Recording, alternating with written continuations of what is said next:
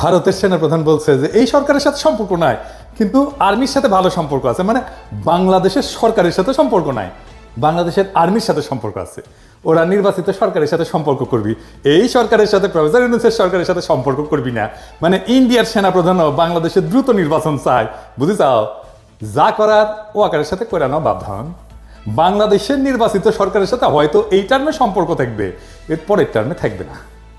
পররাষ্ট্র উপদেষ্টা তো হাত কসলাইতে কসলাইতে শেষ। ইন্ডিয়ার রাষ্ট্রদূতকে ডেকে বলতে পারবে যে তোমার আর্মি চিফ তো সরকারের সাথে সম্পর্ক রাখতে চায় না, তো তুমি এমবেসি খুলে বসে আছো কে, রাস্তা মাপো। তো এই কয়েকদিন ছাত্রদল, বৈষম্য বিরোধী ছাত্র আন্দোলন আর ছাত্র শিবির নিয়ে মহা গ্যাঞ্জাম চলিচ্ছে। আমরা অনেকেই কইছে দাদা আপনি কিছু বলেন। আমি ছাত্রদল, বৈষম্য বিরোধী ছাত্র আর ছাত্র শিবির সবাইরই তো ভালোবাসি, স্নেহ করি। আমার প্রশ্ন হইতেছে বাংলাদেশের তরুণদের এইভাবে বিভক্ত করলো কে? বাংলাদেশের তারুণ্যকে বিভক্ত হইতে দেওয়া যাবে না তো। আমার ডান হাতের সাথে বাম হাতের লড়াই কে লাগাই দিল? সবাইরই অনুরোধ, প্রেসিডেন্ট, সেক্রেটারি, শীর্ষ নেতারা এই সব দলের কেউ অন্যের বিরুদ্ধে বলবা না। আজ থেকে টিভি চ্যানেলে গিয়ে তর্ক করবে না, ডিফিউজ করো এখন থেকে। কয়েকদিন ক্ষান্ত দাও। এজেন্সির লোক শিবিরা ছাত্র দল সাইজা অন্যের উপর ঝাঁপায় পড়বে। আমি চোখে চোখে দেখতে পাইতেছি এজেন্সির লোকেরা পূর্ণ শক্তি নিয়ে নামে গেছে। লক্ষ্য হইতেছে ফ্যাসি বিরোধী তরুণ সম্প্রদায়ের মধ্যে ফাটল তৈরি করা। সফল হয়েছে তারা, পরস্পরের সাথে সংঘাত লাগায় দেওয়া সফল হয়ে গেছে। তবে এই ঘটনাগুলোর মধ্যে সবচেয়ে আলোচিত যে শব্দগুলো হইতেছে তাদের শিবির এক শিবির। জুলাই আন্দোলনের নেতাদের মধ্যে যে এত শিবির থাকার ব্যাপারটা এবং আন্দোলনে যোগ দেওয়া অনেকের, বিশেষ করে এই যে সেকুলার শহুরে এলিটদের, এদের মনে মনে হয় লজ্জা লাগিছে। এমনকি হাসিনাকে হটানোর আন্দোলনেও তারা নামছিলেন। এই ব্যাপারে আফসোসও দেখা যাচ্ছে কারো কারোর মধ্যে। এইদিকে জাতীয় নাগরিক কমিটি যেটা হয়েছে না, এর মধ্যে অনেক ওলটপালট চলতেছে। এক শিবিরদের নাকি ভালোভাবে অন্তর্ভুক্ত করা হইতেছে না। আবার যারা তাদেরকে নিতেছে না, তারাও নাকি জীবনে কোনো না কোনো সময় শিবিরের সাথে সংশ্লিষ্ট ছিলেন। আন্দোলনের নেতৃত্বে শিবিরের ভূমিকা কতটা সেটা নিয়েও বিতর্ক চলতেছে। বাকশালী শাসনের প্রথা অনুযায়ী শিবির ত্যাগ দেওয়ার ঘটনাও নাকি ঘটতেছে। কয়দিন আগে মিজানুর রহমান আজারি একটা কথা বলছিলেন যে রাজাকার শব্দটা এখন সম্মানসূচক হয়ে গেছে। শুনেন। আমার নবীকে গালি দিত গণক, জাদুকর, এরপর গালি দিত পাগল, নির্বংশ বলে, আর আমাদেরকে গালি দেয় মৌলবাদী বলে, আমাদেরকে গালি দেয় রাজাকার বলে। রাজাকার শব্দটা তো এখন একটা অ্যাওয়ার্ড হয়ে গেছে, অ্যাওয়ার্ড। শেখ হাসিনার শাসনে আমরা তো জানি শিবির পরিচয় দেওয়ার উপায় ছিল না। শিবির ত্যাগ দেয়া, হত্যা, গুমের, মারধরের ঘটনা তো অগণিত। আবরারকে তো এইভাবেই মারা হয়েছে, তাই না? ফলে গোপন তো করতেই হইতো, উপায় তো ছিল না। হাসিনাকে হটানোর পরে বহু বছরের বাচ্চা ভেঙে গেছে। তাই অনুমান করি যে শিবির বা এক শিবিররা গর্ব নিয়ে নিজেদের পরিচয় দিতেছে যে রাজাকারের মতোই একটা সম্মানের ব্যাপার হয়ে উঠছে শিবির হওয়াটা। নিজের যে পরিচয় আপনার সামনে আনতে চান, সেই নামে আপনাকে ডাকার ঘটনাকে ট্যাগ বলা কঠিন। তবে এটাও ঠিক যে দেশে এখনো বহু সাংস্কৃতিক এবং রাজনৈতিক পরিসর আছে যেখানে শিবির পরিচয়, জামাতের পরিচয় সমস্যা হয়। ওইদিকে ছাত্রদল মনে হয় একটা অ্যান্টি শিবির মুডে আছে, ফলে কোথাও কোথাও এটা ট্যাগ হয়ে উঠতে পারে এবং দমন পীড়নের বৈধতা দেওয়ার ঝুঁকি তো থাকেই। এই যে পরিস্থিতিতে চলতেছে, এই পরিস্থিতিতে বিপ্লব পরবর্তী প্রতিক্রিয়া বা অস্থির সময়।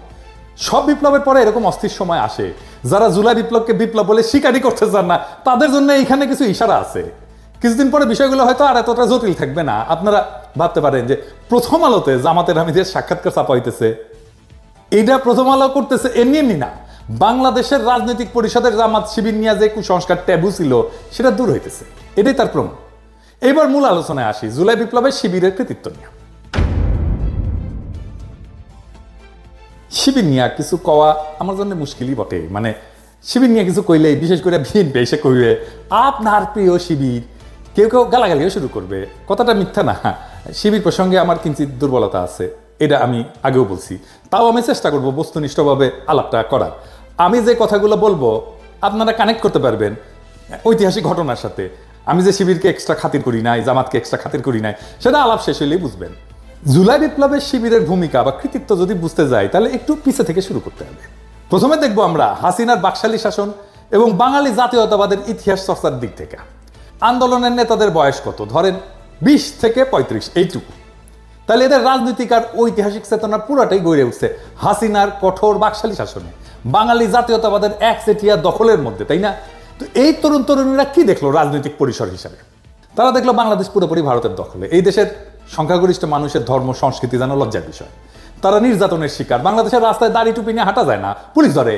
বাংলাদেশের সব মসজিদ হয়ে উঠছে আল আকসা মসজিদের মতো, ইসরায়েলের মতো পুলিশের ঠাসা থাকে মসজিদ। বাসায় ধর্মীয় বই রাখা যায় না, বলে জিহাদি বই। দাড়ি টুপি থাকা মানে তারা আয়নাঘরে আটকায় রাখা যায়। আয়নাঘরের দেয়ালে যে লেখা, সেটা তো সারা বাংলাদেশের সাধারণ মুসলমানের আত্মনাদ। আলেমদের নির্বিচারে গণহত্যা করা যায়, সর্বজন শুদ্ধ আলেমকেও রিমান্ডে অত্যাচারের শিকার হইতে হয়, বছরের পর বছর আটকা থাকে বিনা বিচারে মুসলমানের সংস্কৃতি নির্বাসনে। আর বাংলাদেশে যে সংস্কৃতি সেলিব্রেট করা হয়, সেটা আসলে বাঙালি হিন্দু সংস্কৃতি। আনন্দবাজার আনন্দ না লুকায় উল্লাস করে নিউজ করে ঢাকার পয়লা যেন অষ্টমীর এক ডালিয়া, মানে পয়লা বৈশাখ।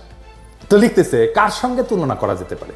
কখনো মনে হচ্ছিল কলকাতার কলেজ স্কোয়ার বা এক ডালিয়ার পূজা মণ্ডপ, কখনো বা শান্তিনিকেতনের বসন্ত উৎসবের চেহারা, তাসের রমনার বটমূলের বৃন্দগানী হোক, কিংবা ঢাকা বিশ্ববিদ্যালয়ের সামনের রাজপথে মঙ্গল শোভাযাত্রা, পুজো বসন্তের উৎসব মিলেমিশে একাকার ঢাকার নববর্ষের সকাল। কি আনন্দ! এটাই চাইছে ইন্ডিয়া, এটাই চাইছে আওয়ামী লীগ। এই কলকাতার সাংস্কৃতিক বিজয়কেই আওয়ামী লীগ বাকশাল বাঙালি জাতীয়তাবাদ দেশের স্বাধীনতা হিসেবে উপস্থাপন করছে। আওয়ামী লীগের যে বাঙালি জাতীয়বাদের ইতিহাসের যে বয়ান, তারা বলে যে 47-এ একটা ভয়ানক ঘটনা ঘটছে, দেশ ভাগ, ভারত ভাগ হয়েছে। ভারত ভাগ হয়ে ভারত আর পাকিস্তান হওয়া তাদের জন্য মহাবিপর্যয়। কিন্তু অবাক ব্যাপার দেখেন, ব্রিটিশ ভারত, যেটা আসলে মূলত মোগল হিন্দুস্তান ছিল, সেটাই মানতে চায় না তারা। তারা এটাকে মিথিক্যাল ভারত হিসেবে দেখে। সেই ভারতই হলো আজকের ভারত, সেই মহাভারত, যেটা ভাগ হয়ে নাকি পাকিস্তান সৃষ্টি হয়েছে। তাহলে ইতিহাসের সবচেয়ে বড় ভিলনকে এই ইতিহাসে জিন্নাহ, তাই না? তাহলে আমার স্বাধীনতা তো অভিশপ্ত, কারণ যেই মহাভারত ভেঙে পাকিস্তান তৈরি হইলো, যেই পাকিস্তান আমাদের পূর্বপুরুষের লড়াইয়ের ফসল, সেটাই যদি ভুল হয়, তাহলে সঠিক কোনটা? সঠিক হচ্ছে ইতিহাসে সেই ভুল শোধরানো, সেই মহাভারতের মিথিক্যাল ভারতে ফিরে যাওয়া। ওইখানে ফিরে গেলে আমার মুক্তি। এটাই হয়ে দাঁড়ায় আওয়ামী লীগের স্বাধীনতার বড়।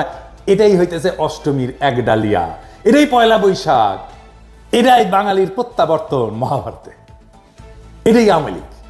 তো বাঙালি জাতীয়তাবাদের দৃষ্টিতে স্বাধীনতার এই বয়ান, এটার যদি নাগরিকদের মুক্তির সম্ভাবনা না থাকে, তাহলে সেটাই তো সবচেয়ে বড় ব্যর্থতা, তাই না? এখন চিন্তা করেন, বাংলাদেশের নাগরিকদের যদি প্রকৃত স্বাধীনতা চাইতে হয়, তাহলে তো বিকল্প একটা ইতিহাস চিন্তা লাগবে আওয়ামী লীগের বাইরে, তাই না?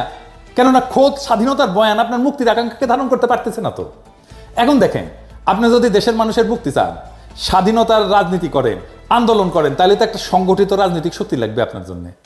দেশের মানুষকে আহ্বান জানাইতে হবে তো সেই রাজনৈতিক শক্তি থেকে। সবচেয়ে বড় কথা, জনগণের ভরসাস্থল হইতে হবে তো আপনাকে। আপনার ডাকে তারা সাড়া না দিলে কিভাবে আন্দোলন করবেন? আপনি তখন সংগঠিত রাজনৈতিক শক্তির খোঁজ করবেন, তাই না? উঠতে বেড়াবেন, দেশের রাজনৈতিক সংগঠনগুলোর দিকে নজর দিবেন, তাদের বয়ান, ইতিহাস চিন্তা যাচাই বাছাই করবেন, তাই না? হাসিনা প্রতিপক্ষ রাজনৈতিক শক্তিগুলোর মধ্যে যদি সম্ভাবনা খুঁজতে যায়, দেখেন কারা কারা আছে। বিএনপি আছে, বাম দল আছে দুই একটা, জামাত আছে, শিবির আছে, এই তো হেফাজত আছে। এই পর্যায়ে এসে আপনার মনে হবে যে বাংলাদেশে প্রকৃত স্বাধীনতার ভিত্তি কোথায়, দেশের নাগরিকদের মুক্তির জন্য কোন ইতিহাস চিন্তা সবচেয়ে উপযুক্ত, তাই না? আপনি বিএনপিকে যদি দেখেন, দেখবেন যে নির্যাতিত তারা, হাসিনার দমন পীড়নে তারা পিষ্ট, নেতারা জেলে, কর্মীরা গুম হয়ে যাচ্ছে, ক্রসফায়ারে যাচ্ছে, ঘর বাড়ি ছেড়ে পালাই বেড়াচ্ছে বনে জঙ্গলে, তাই না? ভালো একটা সম্ভাবনা খুঁজে পেলেন, মজলুম দল সাধ্যমতো লড়াই করতেছে, রক্ত দিতেছে, তখন তাদের ইতিহাস চিন্তার দিকে নজর দেবেন। আপনি কি পেলেন? আপনি তো খুব একটা স্পষ্ট কিছু বুঝতে পারলেন না। বিএনপির মধ্যে আপনি তো গণতন্ত্রের দাবি দেখবেন, ভোটের দাবি দেখবেন, তারা একটা ভোট চাইছে, তাদের মধ্যে ভারত বিরোধিতা আছে একটা সেকশনের মধ্যে। বিএনপির লোকেরা বলে না যে আপনারা দেখতে পান না, আমরা তো তিস্তা নিয়ে প্রোগ্রাম করছি, লং মার্চ করছি ইন্ডিয়ার বিরুদ্ধে, আমরা কি ইন্ডিয়ার বিরুদ্ধে কথা বলি না? সত্য, কিন্তু এটাও সত্য, বিএনপির মধ্যে ভারতকে সন্তুষ্ট কইরা দেশে গণতন্ত্র ফেরানোর আশাও আছে। তো এটা তো মিথ্যা কথা না, তাই না? আপনারা তো দেন দরবার করছেন, করেন এখনো, তাই না? আপনারা তো অমিত শাহের কাছে কুজা হয়ে দাঁড়ান, আপনারা তো আদানির জন্য ওকালতি করেন, তাই না? অর্থাৎ খোদ দখলদারের কাছে নিজের মুক্তির জন্য সাহায্য চাইছেন। বড়ই অদ্ভুত ব্যাপার। তো এই দ্বন্দ্ব আপনি বুঝতে পারবেন না সহজে। ভারতকে নিয়ে কিছু বলা যাবে না, হিন্দুত্ববাদকে নিয়ে কিছু বলা যাবে না। হাসিনার আমলে এই আলাপ আসছে মূলত বিএনপি মনা অ্যাক্টিভিস্টদের কাছ থেকে। এমনকি আপনারা খেয়াল করলে দেখবেন, ভারতীয় পণ্য বয়কট আন্দোলনে যারা আমার সবচেয়ে বেশি বিরোধিতা করছিল, তাদের আপনি বিএনপি পন্থী বলেই চিনতে পারবেন। আমি আর নাম বলি না। আবার এটা সত্য, বিএনপির শীর্ষ নেতৃত্ব এই ভারতীয় পণ্য বয়কট আন্দোলন সর্বাত্মক সাহায্য সমর্থন করছিল। আমি নিজে সাক্ষ্য দিচ্ছি। আমি যখন বলতাম ওনাদেরকে, বিএনপি নেতাদেরকে, যে ওরা কেন এমন করে, তখন বলে ও না, ওরা আমাদের লোক না, আমাদের সাপোর্টার। তার মানে বিএনপির মধ্যে এক একটা ভারত প্রশ্নে সলিড কোনো অবস্থান নাই, নানা অবস্থান আছে, নানা মত আছে, এর মধ্যে চরম ভারতপন্থী অংশ আছে। ওইদিকে তাদের কোনো সুস্পষ্ট ঐতিহাসিক অবস্থান নাই জনতার সামনে, নিজেদের ইতিহাসের বয়ান স্পষ্ট করে উপস্থাপনা করেনি বিএনপি। বিএনপির একটা ইন্টারেস্টিং দাবি ছিল, সেটা কি জানেন? সেটা হচ্ছে আওয়ামী লীগের চেয়ে বিএনপির মধ্যেই নাকি মুক্তিযোদ্ধা বেশি, জিয়াউর রহমান স্বাধীনতার ঘোষক, তাই না? তখন আপনার মনে পড়বে যে স্বাধীনতার বয়ান আপনাকে আওয়ামী লীগ খাওয়াইতেছে, তার আর একটা ভার্সন বিএনপি। হাসিনার সঙ্গে বিএনপির বিরোধ আসলে কি নিয়ে? তাদের পার্থক্য কেবল মুক্তিযুদ্ধের মালিকানা নিয়ে। যে বয়ানে হাসিনা 100% নিয়ন্ত্রণ দাবি করতেছে, বিএনপি সেখানে অংশীদার হইতে চায়। আর কি সে দেশ শাসন করার অধিকার চায়। এখন এইটা একাই আওয়ামী লীগ করতেছে, তাই না? তো ঘটনা বোঝার জন্য আপনাকে যখন জিন্নার দিকে ফিরতে হবে, তখন দেখবেন বিএনপির কাছে জিন্নাও হিয়ে, অথবা তারা এই বিষয়ে স্পষ্ট কোনো অবস্থান নেয়নি। বাঙালি জাতীয়তাবাদের ইতিহাস চিন্তা থেকে বাড়ায় আসতে না পারার কারণেই বিএনপি বুঝতে পারে না যে পাকিস্তান ইতিহাসের একটা অপরিহার্য ঘটনা। এটা কেবল ব্রিটিশ ভারতের স্বাধীনতা ছিল না, বরং মুসলমানদের জন্য একটা নিরাপদ রাষ্ট্র তৈরির প্রয়োজনীয়তা ছিল। শুধু মুসলমান না, ভারতের সংখ্যালঘুদের জন্য নিরাপদ রাষ্ট্র তৈরির প্রয়োজনীয়তা ছিল। জিন্নাহ তো ভারতের সংখ্যালঘুদের নেতা, হ্যাঁ ঠিক, মুসলমানদের নেতা না, সংখ্যালঘুর নেতা, হিন্দু দলিতের নেতাও ছিল জিন্নাহ। পাকিস্তানে যারা হিন্দু ছিল তারা ছিল দলিত। পশ্চিম পাকিস্তানের দলিত সুজাক তেহরিক দল আছে হিন্দুদের, এরাই কিন্তু পাকিস্তানের সংখ্যাগরিষ্ঠ হিন্দু। পূর্ব পাকিস্তানের যোগেন মন্ডল জিন্নাহর সাথে ছিল নমশূদ্রদের নেতা। যোগেন মন্ডল থাকতে পারেনি পরে, সেটা ভিন্ন আলাপ, আমি ওই আলাপে আর না যাই। মানে ধরেন যোগেন মন্ডল পাকিস্তানে থাকতে পারেনি, তো বাঙালিরাও তো পাকিস্তানে থাকতে পারেনি ভাই, আমরাও তো থাকতে পারিনি, তাই না? সেই আলাপটা অন্য আলাপ। ব্রিটিশরা চলে যাওয়ার পরে মুসলমানরা হিন্দু সংখ্যাগরিষ্ঠ রাষ্ট্রের সংখ্যালঘু হয়ে পড়ে, যেখানে রাষ্ট্রের ভিত্তি গণতন্ত্র এবং আইনের শাসন না, বরং একটা বিশেষ জাতীয়তাবাদ, নিখিল ভারত ধারণা, যেটা আসলে হিন্দুত্ববাদ। এই সংখ্যালঘুকে বাঁচাইতে জিন্নাহ পাকিস্তানের ধারণা নিয়ে লড়াই করছে। নাহলে আজকে ভারত যদি অখণ্ড থাকতো, ভাবতে পারেন এই পুরা ভারতীয় মুসলমান এবং দলিতেরা কি দুর্বিষহ জীবন পাইতো মোদির ভারতে, কি হইতো সেটা এখনই দেখতে পারতেছেন। তখন আপনি বুঝবেন জিন্নাহ আসলে ইতিহাসের একজন ভিশনারি নেতা ছিল, ইতিহাসের একজন মহানায়ক ছিল। আপনি তখন বুঝবেন যে বিএনপি কেন জনতার মধ্যে গ্রহণযোগ্যতা পাচ্ছে না, বিএনপির আহ্বানে জনগণের সাড়া কম কেন, কারণ তার ভারত প্রশ্নে অস্পষ্ট রাজনীতি। এরপরে তখন আপনি জামাত শিবিরের দিকে নজর দেবেন, তাই না? কি দেখবেন? আপনার তখন মনে হতে পারে যে এই জামাত শিবিরের মধ্যেই বিকল্প ইতিহাস চিন্তা পাওয়া যেতে পারে, যেটা আপনার আকাঙ্ক্ষার সাথে যুক্ত। আপনি দেখবেন শিবিরের মধ্যে পাকিস্তান, জিন্নাহ, ভারত বিরোধী অবস্থান একটা সুসংগঠিত বয়ান আছে। তারা বাঙালি জাতীয়তাবাদকে ভারতীয় জাতীয়তাবাদের একটা শাখা হিসেবে চিহ্নিত করতে পারে সক্ষম। তারা বোঝাতে সক্ষম যে হাসিনা মুক্তিযুদ্ধের নামে ভারতীয় দখলদারিত্ব কায়েম করছে। আওয়ামী লীগ আসলে ভারতীয় আধিপত্যবাদী শক্তির হাতের পুতুল। এমনকি মওদুদি এবং জামাত পাকিস্তানের যে বিরোধিতা করছিল, তারাও এখন জিন্নাহকে তাদের বয়ানে গ্রহণ করছে। তখন শিবির জামাত দেখলে আপনার মনে হতে পারে যে এইটা বাংলাদেশের মানুষের মুক্তির একটা পূর্ণাঙ্গ প্যাকেজ। ইতিহাস বোধ আছে, ধর্ম আছে, ইতিহাস চিন্তা ঠিকঠাক আছে, ভারতকে সঠিকভাবে চিহ্নিত করা হয়েছে, বাঙালি জাতীয়তাবাদকে ভারতীয় জাতীয়তাবাদের শাখা হিসেবে চেনানো হয়েছে। আপনি যখন এই বিকল্প ইতিহাস চিন্তার সামনে এসে দাঁড়াবেন জামাত শিবিরের, তখন দেখবেন যে বিএনপি কেন জনগণের আস্থা পাচ্ছে না। কিন্তু আপনি যদি আরো গভীরে যান, তাহলে দেখবেন যে জামাত শিবিরের ডাকেও জনগণ সাড়া দিচ্ছে না। কেন? এটা কি কেবল হাসিনার দমন পীড়নের কারণে, নাকি আরো কোনো কারণ আছে? আসেন সেটা একটু বুঝে দেখি। জামাত শিবির প্রসঙ্গে একটাই অস্বস্তি বাংলাদেশের মানুষের মনে, সেটা হইতেছে জামাত শিবির কেন 1971 নিয়ে স্পষ্ট কোনো আলাপ করে না। তাদের বক্তব্য 1971 পুরাপুরি ভারতীয় ষড়যন্ত্র, কিছু গাদ্দার বাঙালির সহযোগিতায় ভারত দেশ থেকে ছিনিয়ে নিছে। আপনার মধ্যে অস্বস্তি তৈরি হবে, কারণ আপনি তো মানুষের বেদনা, চোখের পানি, রক্ত চেনেন, আপনি তো ইতিহাস দেখছেন। মুক্তিযুদ্ধ তো খুব দূরের ঘটনা না, এগুলো তো অস্বীকার করতে পারবেন না। আপনার তখন মনে হবে একদম নিরপেক্ষভাবে দেখলে 1971 ঘটনা কেবল ষড়যন্ত্র, দুর্ঘটনা না, এটি ইতিহাসের একটা গভীর বাস্তবতা, যেখানে লাখো মানুষের রক্ত ঝরছে।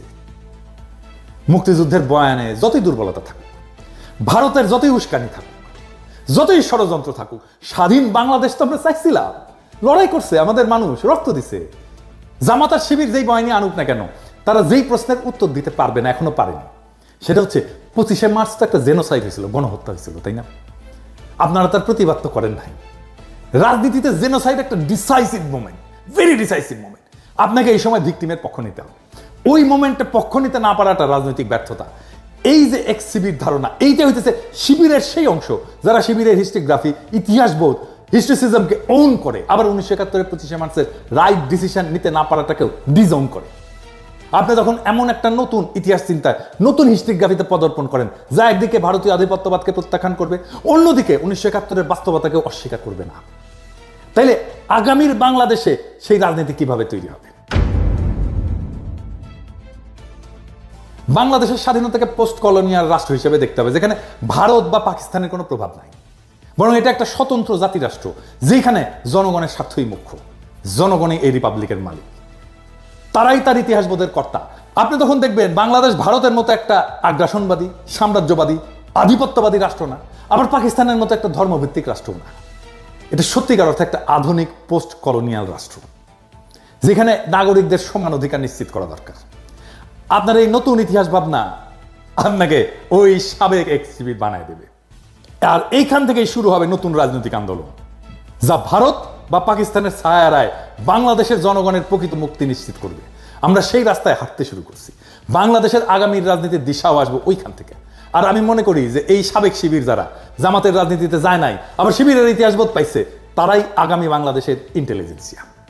বাংলাদেশের রাজনীতি এখন এক সন্ধিক্ষণে দাঁড়ায়। নতুন রাজনীতির জন্ম নিচ্ছে। আমরা যা যা দেখছি তা নতুন রাজনীতির প্রসব বেদনা। পুরনো বয়ানের আবর্ত থেকে বেড়ায় নতুন দৃষ্টিভঙ্গি গড়ে তোলার সময় আসছে। আমরা যদি সত্যি একটা স্বাধীন, সার্বভৌম এবং জনগণের কল্যাণে নিবেদিত রাষ্ট্র করতে চাই, তাহলে অতীতের ভুলগুলো থেকে শিক্ষা নিতে হবে এবং ভবিষ্যতের জন্য একটা সুসংহত দৃষ্টিভঙ্গি গড়ে তুলতে হবে। এটাই বাংলাদেশের আগামীর ইতিহাস চেতনা। এখন সময় বাংলাদেশের তরুণ সমাজকে ঐক্যবদ্ধ করার, বিভক্তির রাজনীতি থেকে বেড়ায় এসে একটা নতুন জাতীয় চেতনার ভিত্তি গড়ে তোলা। আমাদের লক্ষ্য হওয়া উচিত একটা এমন বাংলাদেশ যেখানে ব্যক্তি স্বাধীনতা, গণতন্ত্র, ন্যায় বিচার, সার্বভৌমত্ব এবং মানব সত্তার মর্যাদা অক্ষুণ্ণ থাকবে। যে তরুণেরা অতীতে ভিন্ন মতাদর্শের কারণে বিভক্ত ছিল, তাদের সামনে এখন ঐক্যবদ্ধ হয়ে দেশের জন্য কাজ করার সুযোগ আসছে। আমাদের ভুলে গেলে চলবে না। একটা জাতি তখনই উন্নতি করে যখন সে নিজের ইতিহাস গ্রহণ করে, তার থেকে শিক্ষা নেয় এবং ভবিষ্যতের জন্য নতুন দিগন্ত উন্মোচন করে। বাংলাদেশের ভবিষ্যৎ আজ আমাদের হাতে। ইতিহাসের জটিলতাগুলোকে বুঝে, ভুল শুধরে এবং বিভক্তির রাজনীতি পরিহার করে আমরা কি পারবো একটা সত্যিকারের স্বাধীন, আধুনিক, আত্মনির্ভরশীল রাষ্ট্র গড়ে তুলতে? উত্তরটা আমাদের সকলের হাতে। এখন সময় সামনে আগায় যাওয়ার, নতুন বাংলাদেশ গড়ার, নতুন সম্ভাবনার দুয়ার উন্মুক্ত করার। আসেন সেই কাজে আমরা হাত লাগাই। বিপ্লবের প্রেরণা থেকে শক্তি নিয়ে সামনে আগায় যায়। ইনকিলাব জিন্দাবাদ।